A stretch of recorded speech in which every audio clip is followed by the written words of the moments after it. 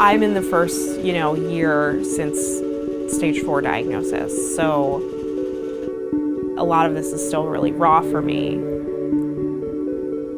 I think about my mortality a lot, and I do feel very grateful that small problems don't upset me anymore. And I refuse to waste time on little things like that worrying that aren't problems. That's a good gift. Yeah.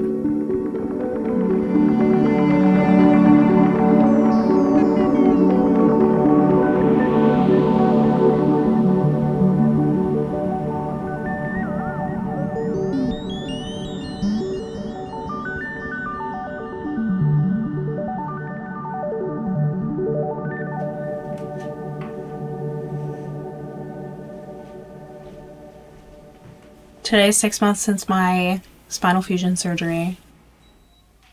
Been picking up my kid for a couple of months. Been doing tons of work. I think that says a lot in terms of progress. I'm grateful, but I'm still angry.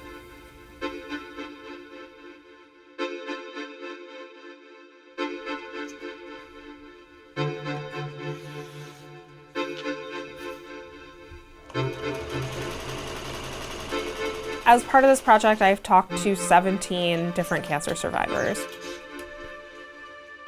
So many of those people, mostly women, have told me that doctors either mishandled them from the start or were really dismissive. Other women have told me about botched biopsies, about doctors who swore that what they were feeling was only a cyst, about people who said they were way too young for this. There are so many quilts that have been made historically by guilds or by groups of women specifically, and those women often initial their quilt or sign it in embroidery, and all of these quotes are kind of like the signature of this really multifaceted story of being in the world after this medicine that is supposed to save your life has also taken from you in many unexpected ways.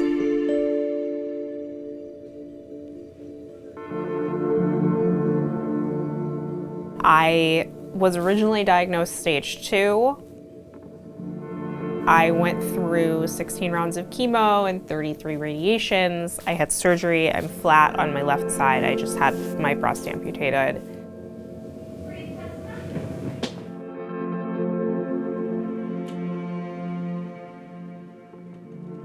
They said I was good, I had a complete response. Then my back started to hurt. I spent around 6 months begging for scans. It had gotten to the point that I was not able to walk well. Finally, I got a PA at the oncologist's office to get me an MRI. The MRI showed that cancer had eaten my entire T9 vertebra in my spine.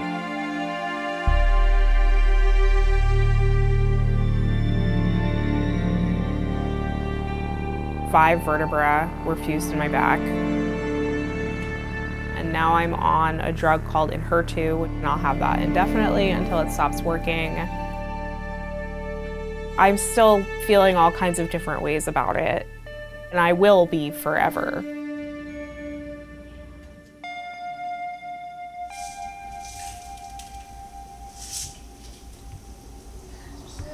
There you go. It's hard. To help me. It's really hard. You want me to try a little bit? I have a 3.5-year-old daughter. She is perfect. She is the best person in the world. How about these? Those? Okay. You can pick more than one thing. She knows that I'm sick. She knows that every 3 weeks I take medicine that makes me feel pretty yucky. Sticky. She's too little to understand the gravity of this, but she is growing every day. The more she grows, the more I'm gonna have to tell her. And I think about that all the time.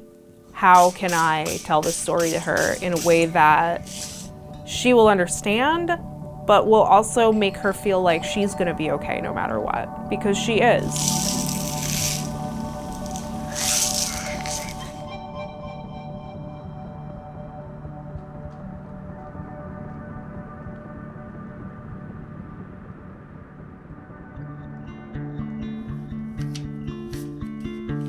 The last piece in this exhibit is going to be a quilt, and the letters are going to say, "Is this happening to anyone else?" In the 3 years I've been living with cancer, I have seen that echoed so many times as the first sentence in a post. Is this happening to anyone else? Is this happening to anyone else?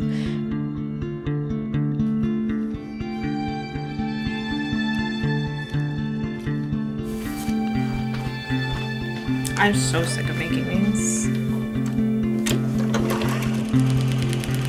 The wondering if what you're experiencing is part of some communal feeling and communal experience is a through line for cancer survivorship.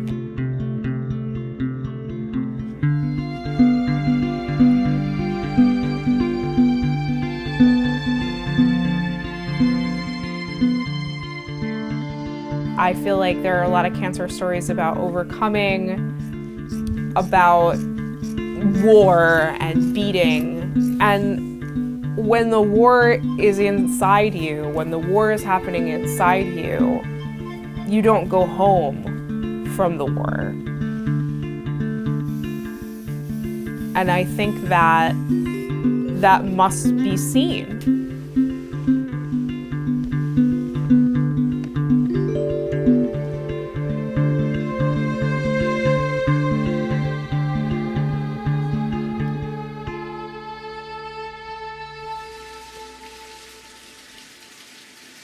My dad died when I was like 30, 31.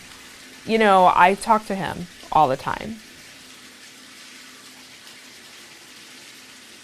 I think about, when I'm dead, will I still be able to visit her in her dreams? Is that a way that I can come talk to her? I see a shark.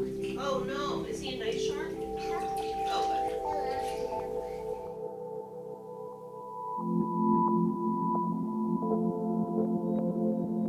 I want you to lay down and I want you to listen to the story. Is Dada being too distracting for you? Am I going to go to her wedding? I don't know. Am I going to see her go to college? I don't know. Am I going to see her graduate? I don't know. That makes me really savor the time that we have together. And it makes me feel this really desperate feeling to preserve as much of myself as I can for her to both experience and remember. So I'm thinking a lot about that and about how we leave ourselves behind for the people who love us.